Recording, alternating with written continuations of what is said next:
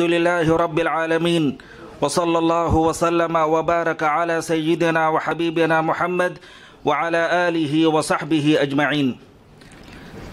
الله جل وعلا أيامها تسكله نقد قيدة مسلمين هذانا نقد قيد أمتي نبي محمد صلى الله عليه وسلم. dhammaan dadka meeshaan ku kulmay waalidiin iyo hooyooyin iyo aabayaal iyo culumo iyo gabdhaha iyo wiilasha takharujayaan dhammaantiin waxaan leenahay ku soo dhowaada xafladan qiimaha badan. runtii waxaan u tahniyeynaynaa ardayda takharujaysa oo laba kuliyadood ka kooban kuliyatu dacwa wa usuuluddiin iyo kuliyatu luqati alcarabiya. labadoodiba waxaan leenahay hanii'an lakum, horay u sii socda. aniga weliba si gaar ahaan waxaan ugu tahniyeynayaa kuliyatu luqati alcarabiya. dhammaan anoo u wada tahniyeeyey haddana kuliyatu luqati alcarabiya si gooni ahaan ayaan ugu tahniyeynayaa. maxaa yeelay waxaan ku jirnaa zaman luqadda carabiga lala dagaalamayo, luqadda carabiga la liidayo. luqadda carabiga ayaa la rabaa si aan ku xoojin lahayn meel walba iyo buqcad walba iyo goob walba, xataa muxaawalooyin in la sameeyo. markaan teleefoma ku hadlayna xataa luqadda carabiga inaan isku dayno bulshadeeni inaan barno.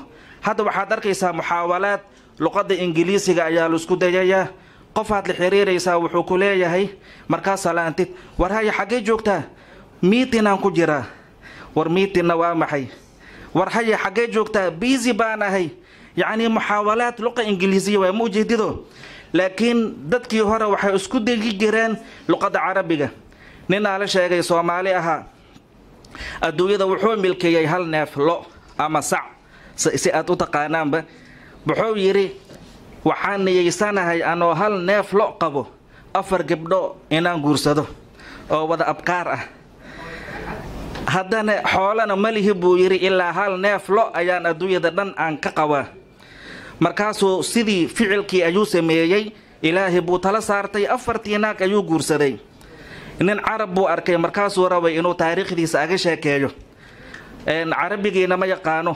markaasuu muxaawalo sameeyey. wuxuu yidhi tasawajtu 4 gabdhayaatin abkaaran lam yucranna qattu walaysa lii ilaa sacun waaxidun.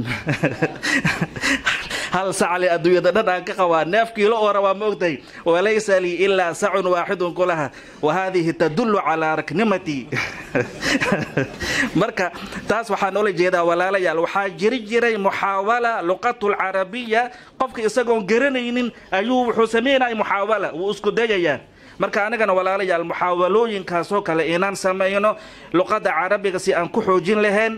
dhammaan xiriiriyihii i garab taagan waxaan idin leenahay soo dhowaada soo dhowaada. wasala allahu wasalama wabaaraka calaa sayidina waxabiibina muxamed wacalaa aalihi wasaxbihi ajmaciin.